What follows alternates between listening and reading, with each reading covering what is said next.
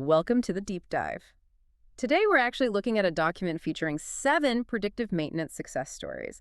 And our mission here is to figure out exactly how entire industries are making that shift from, reactive chaos to proactive control. Right, because it really is a complete paradigm shift in how we manage physical assets. Hmm. It's moving entirely away from just waiting for things to break. Okay, let's unpack this because there is a huge misconception right out of the gate here.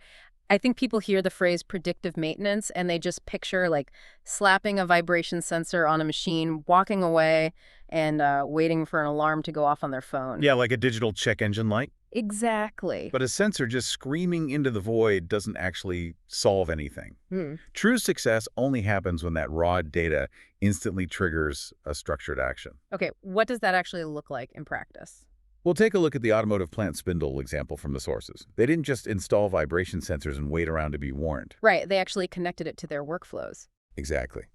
The moment the vibration frequency crossed a very specific pre-programmed threshold, the system's API bypassed the human bottleneck entirely. Oh, wow. Yeah, it automatically scheduled a bearing replacement before the failure even occurred. See, but bridging raw sensor data to an automated work order, that isn't seamless. Most facilities just drown in false positive alerts, right? Like if a pump in that beverage facility example vibrates because a heavy forklift drives by, Right, of course. you definitely don't want an automated work order generated for that. So how are they actually filtering out that noise? Well, they rely on condition-based monitoring logic. So it looks at sustained deviations, not just momentary blips. In that beverage facility example, the software establishes a baseline frequency for normal operation. Oh, I see. So it knows what normal feels like. Exactly.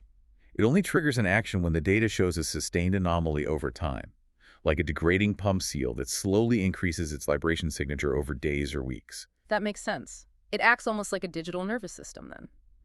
The sensor detects that sustained anomaly, but integrating it into the daily workflow, like utilizing a general Cryotos maintenance management system that acts as the central processing unit. Spot on. It translates that filtered data directly into an actionable work order way before the beverage line ever stops pouring. And what's fascinating here is that this underlying logic translates seamlessly across almost any industry, because the physics of mechanical decay are universal. True, heat and vibration mean the same thing everywhere. Exactly. They signify failure, whether you're looking at a manufacturing pump or predicting gearbox wear on a wind farm turbine, or even monitoring the electrical current draw on commercial HVAC units. Right, the physics are identical, just the scale changes. Yes, exactly. But wiring up an entire fleet of equipment with API integrations and threshold triggers, that sounds like a massive IT project for a standard facility. Doesn't that level of tech feel overwhelming to implement? It definitely can if you try to do it all at once.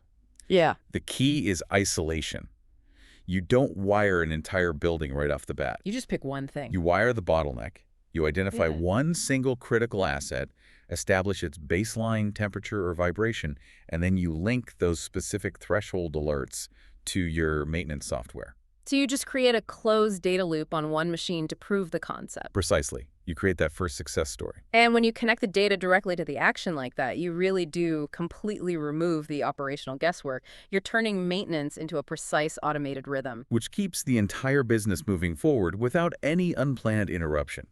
It really is the ultimate evolution toward proactive control. It really is. And, it leaves you wondering, if machines can now accurately predict their own wear and tear to auto-schedule repairs based on these physics, how long is it before they start analyzing that exact same data to recommend their own design upgrades? Wow, yeah. A machine that analyzes its own failure data to suggest structural improvements to its next iteration. It's a wild thought. Definitely something to ponder next time you hear a strange rattle in your car. Don't forget to subscribe to the Cryotos Maintenance Management Podcast.